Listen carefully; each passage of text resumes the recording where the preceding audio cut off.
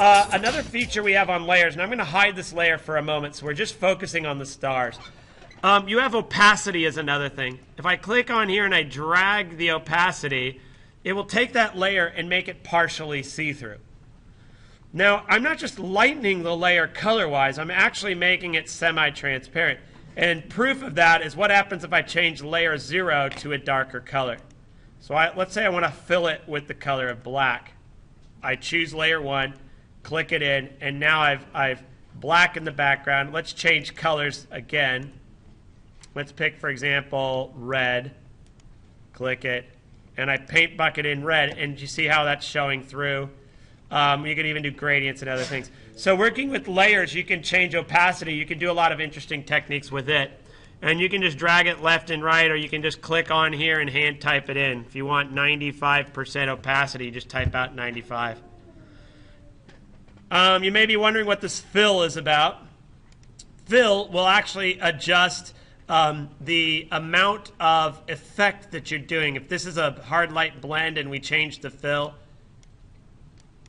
all right, that it increases or decreases the amount that it's doing it. So you go all the way down here, and it's almost the same as invisible transparency. Okay. So that's a little bit about fill. You can do things like locking layers. For example, I could click this layer, and I can lock it, and now there's nothing I could do to change that layer. Ooh, that's kind of cool. So I could try to brush over him, and it says could not use the brush tool because the layer is locked. Okay. So I can't do anything. Now that's the general lock, but we can do other kinds of locks. We can do the move lock. So the move lock means we can't move it. So that's really good if you want to position something and not have it change its position. But you might want to still edit it. So you could, for example, get the smudge tool and start smudging him around. Yeah. All right, so I start smudge. So I'm still affecting this image, as you may see. But I can't move it. So that's just, and then we can go over here, and we're locking the brush, which doesn't allow us to do any kind of painting or filters or anything. Or we can just unlock them by unchecking everything. I want to undo that, the smudge tool. There. I think that's it. Okay. And let's go back here. We get the stars back. All right. So those are the lock tools. We've already showed you you can group these and you can move them around. Let's look at the bottom on here. On the bottom, you have locks, for example. Let's say I want these two layers to work together. And I want to, for example, move them around together. And I need both of them to move. And this is really good for a text tutorial, something where you're using two layers that are offset. In fact, let me show you that real quick. So let me show you an example of how I can do this color palette thing. And I use I can link my layers together.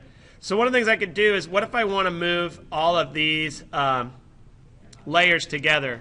3, the copies of that, as well as the type. Actually, I would not want that. I'm holding down Control, and I'm selecting the layers I want to be able to move.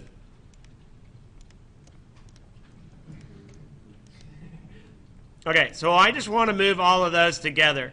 I select my layers, I click on this lock, and now when I take the move tool, I move all of those together.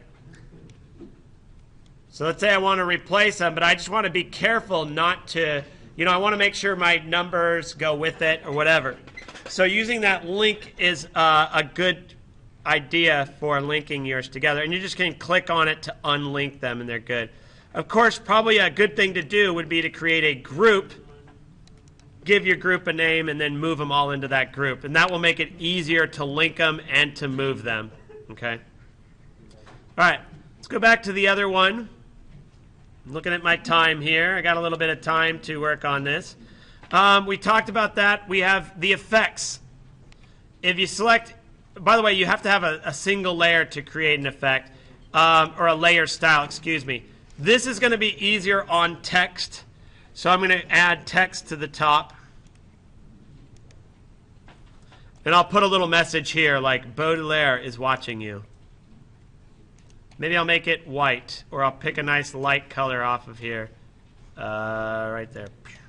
Nope, that's too dark. Fine. I'll make my own version. And